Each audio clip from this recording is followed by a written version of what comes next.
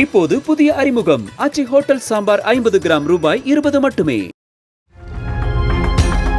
கோயம்புத்தூர் மாவட்டம் தடாகம் அருகே பாப்பநாயக்கன் பாளையத்தில் தோட்டம் ஒன்றில் இரவு நேரத்தில் புகுந்த ஒற்றை காட்டு யானை பூட்டியிருந்த பெரிய இரும்பு கேட்டை தும்பிக்கையால் முட்டி தள்ளி திறந்து வெளியே சென்ற காட்சி சிசிடிவி கேமராவில் பதிவாகியுள்ளது.